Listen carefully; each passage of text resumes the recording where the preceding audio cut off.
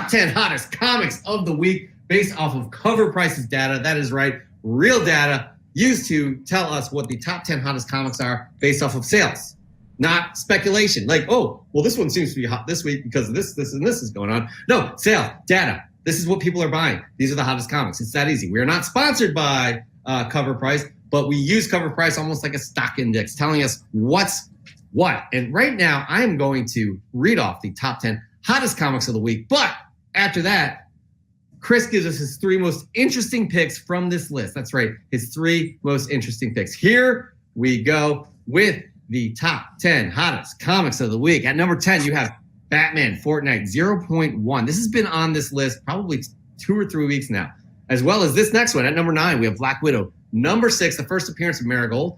Number 8, we have Conan the Barbarian. Number 24, first full appearance of Red Sonja after that casting, the woman who played Ghost in Ant-Man and the Wasp. It will be Red Sonja. At number 7, we have Batman Fortnite 0.0, the second print. At number 6, we have Secret Wars, Secret Love 1, second print. I'm not sure what is so special about this book, but I do see a lot of people grabbing this one. At number 5, we have Marvel Comics Presents number 72, classic Weapon X storyline. Barry Windsor Smith, love the art. Number 4, we have Something is Killing the Children. Number 1, the 2020 LCSD foil cover. I mean, Something is Killing the Children is hot these days. Guys, these were available in all the shops, 5-6 months ago. Shame on you for not picking it up. At number 3, Batman Fortnite 0.0. Number 2. At number 2, we have Mighty Avengers number 1. This is where Monica Rambeau becomes Spectrum, or she first uses that name. And at number 1, Carnage Black, White, and Blood number 3. This is the Kevin Eastman 1 in 25 variant. Chris, this is an interesting list this week. What do we got as your top 3 most interesting picks? Yeah, really interesting. I almost went and threw that Marvel Comics Presents 72 back on here for the 3rd week in a row. Big ups to that book, but I didn't.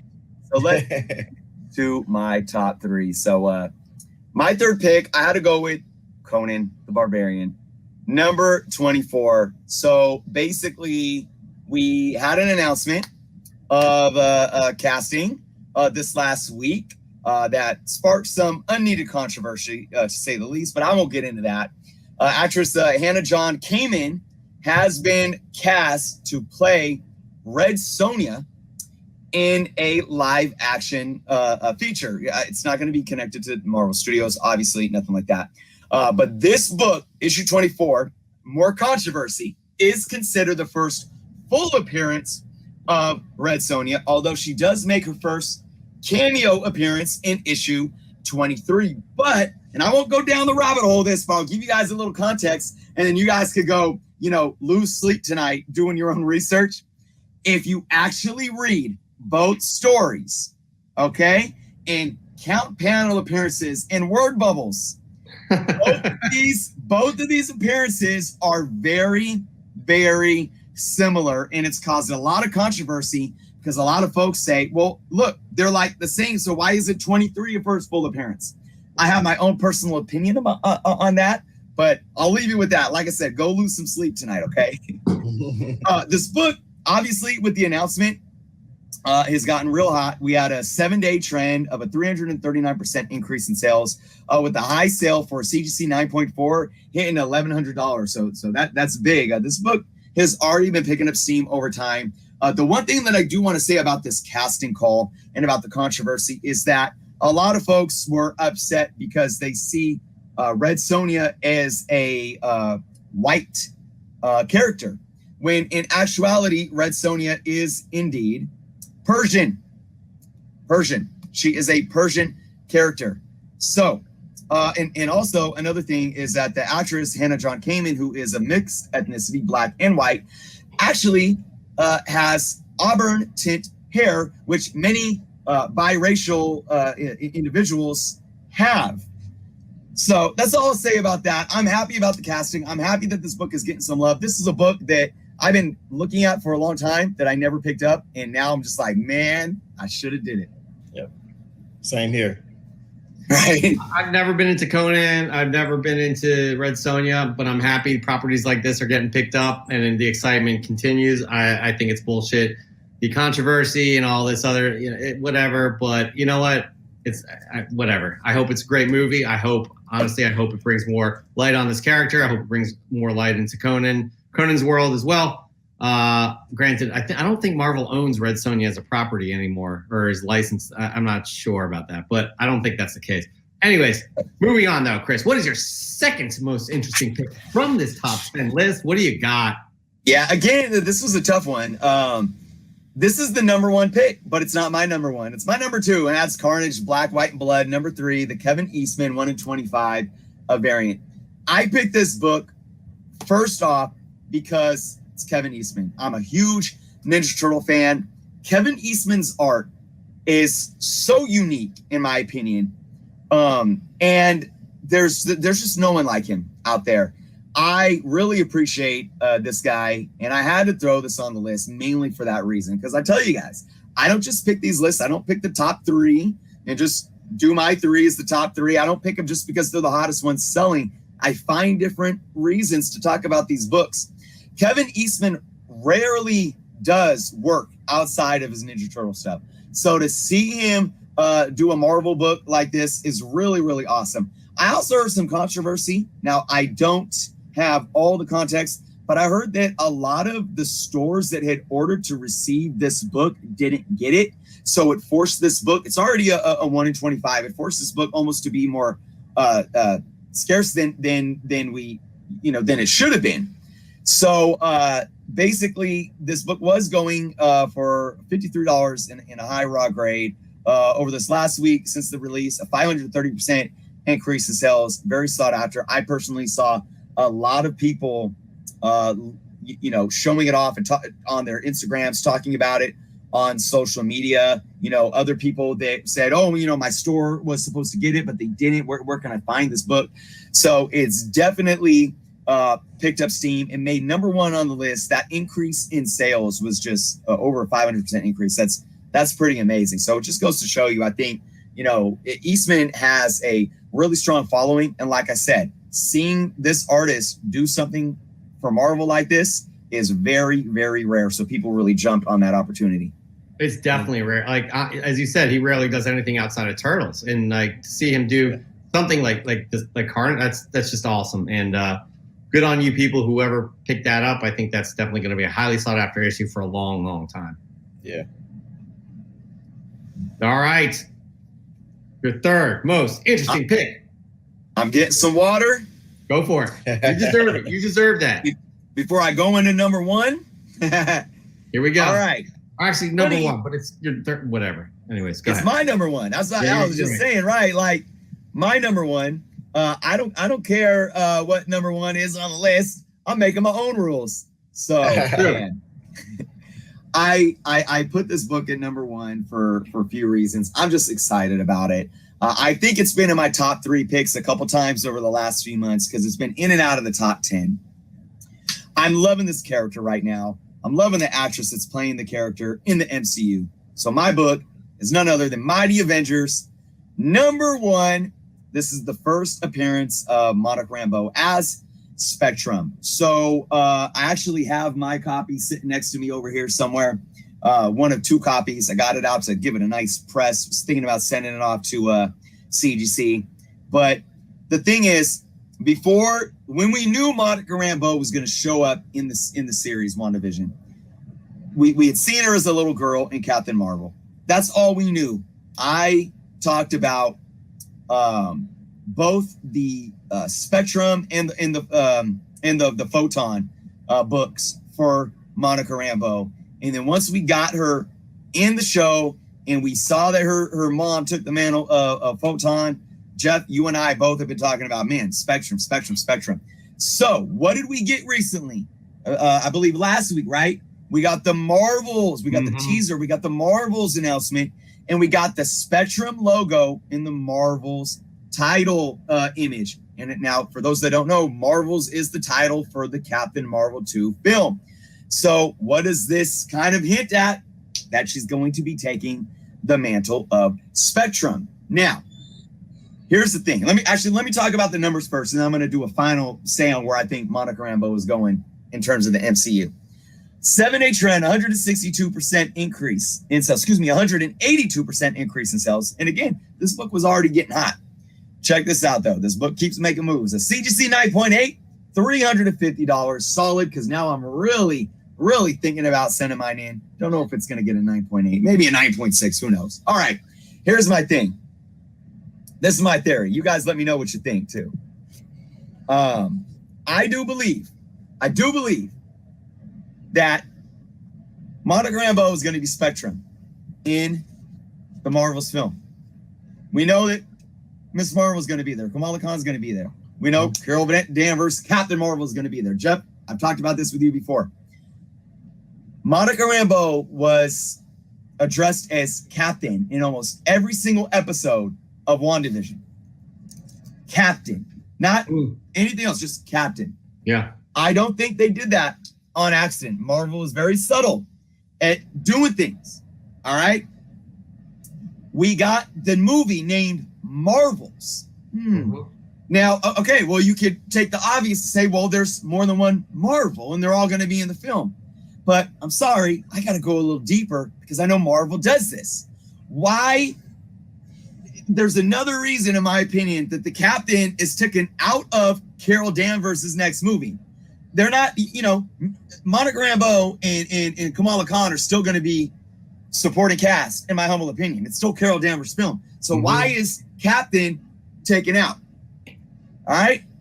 Because I honestly believe that multiple things are going to happen here. Get your spec pencils out. No, don't do that. Because I'm never one to sit and tell you. This is just my humble opinion. Don't go buy a book just because I'm speculating on something. This is what's going to happen. Captain Marvel that we know of, Carol Danvers, first off, something's going on between her and Monica. We got hints of that in WandaVision. Something is going on between them. I think that's going to play a role. But then I think an antagonist is going to come in and play a role. Something's going to happen to Carol Danvers. Something is going to happen to Carol Danvers. And while Monica Rambeau is Spectrum, she's going to take the Captain Marvel mantle. And then, maybe not in this next film or right away, and then Carol Danvers is going to come back as Binary. Woo! That's lofty. That's lofty right there. That is lofty. And I brought this up on a video and I have people commenting, well, she's already gone binary in the MCU. Well, you think about it when she glows and she punches through Thanos' shit. Okay, technically her powers are similar to the binary powers. But if you read the comic books, binary isn't just a power. Carol Danvers goes through something and loses her humanity and becomes this almost different entity by being binary. I think that is what's going to happen to Carol Danvers in the MCU. And then the thing I didn't mention here, and what's going to be a catalyst to making all this happen, Rogue. Oh yeah, Jay Ward brought that up too. Shout out, man. Jay Ward. I hope so. That would be so awesome. So much, man. So awesome. That would be amazing. But here's the deal: honestly, these names are pretty subjective to a point because yes, it was a Captain Marvel film, but she was never called Captain Marvel in the film. Not once did anybody address her as Captain Marvel. Right? So if Monica becomes, I don't know, man. I like your theory here, but I don't see it happening. I think Carol Danvers will be leading the Avengers at some point soon, to be honest with you. Oh yeah, I agree with that. I really do. Well. I don't think she's going to hit binary, becoming this otherworldly being of some sort. I think that I do think that she will be just who she is. I don't know, will they ever call her Captain Marvel? I don't think so. I see it more likely that Monica Rambeau will be Spectrum. And again, that's just our speculation here, guys. We're not telling you go buy these books or anything like that. I mean, if I had the money, I would buy that. I would personally buy those Mighty Avengers #1s, but we're not telling you guys to do that. But this is where we think it's coming. Eric, what do you think, actually? We haven't heard from you. You know what? They have to do the whole Rogue storyline. They have to. When I heard that Captain Marvel, the movie was coming, I was like, I just lit up. I was like, finally finally, you know, and even from the animated series, the X-Men, you know, they had the storyline. It's all there. They have to do it. So, but like you said, them titling it the Marvels, I would get anything with Marvel in it. And I'm sure you two know what I'm getting at, that nobody has talked about. And we thought we might have seen them in WandaVision, and that's Blue Marvel. Yeah, that's a hard one to come by, man. You know, it is, but that's one to have for the PC, you know, regardless. Definitely. It's a great story too, by the way. It's exactly. So, you know, you never know. You can come into collections or back bins, you know, you might just find one. You know, stay on the hunt. The Butchie told the story, how he found it, he got cover price for it. Yeah. I think that book is going for what, $600, $700, I think, right? Woo, so, crazy. I mean, again, but that is a really hard one. But I hear what you're saying. Marvels are hot, especially Chris. You had that sweet, because my Captain Marvel was Monica when I first got into books. I think you guys are the same thing. Yeah. Monica Rambeau was Captain Marvel. That was the only Captain Marvel I knew. I stopped collecting for a little while, came back, and I didn't know who this Carol Danvers was, et cetera, et cetera. Now, you know, now I know the history, but you know, I'm glad that Marvel is making her way. I'm sorry, Monica is making her way into the Marvel universe. I'm really happy. Yeah. And keep in mind too, you know, Marvel is been strategic and not rushing anything.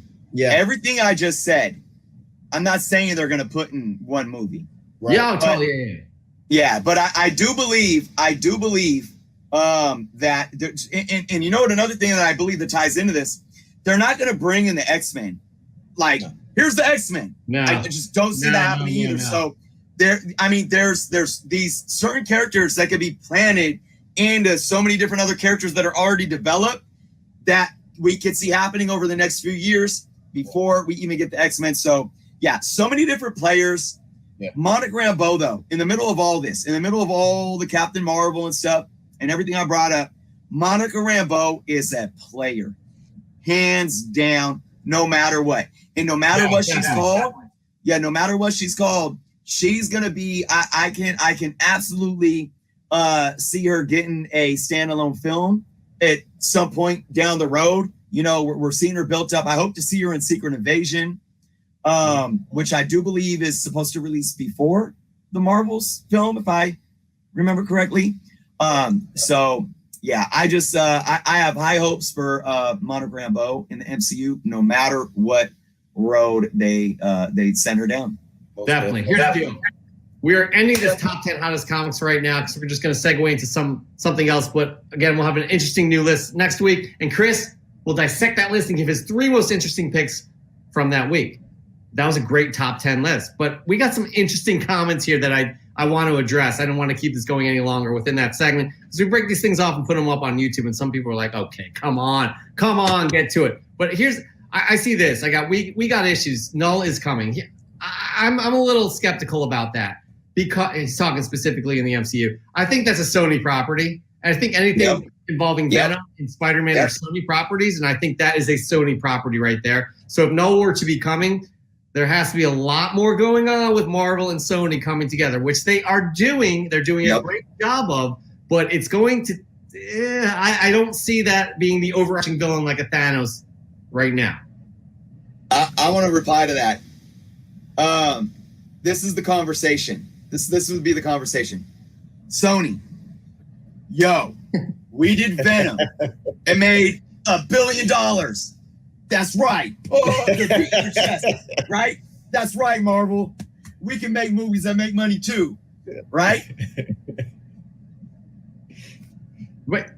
Marvel's like, okay, yeah, right, But now Sony's like, man, no, that's right. We own symbiotes.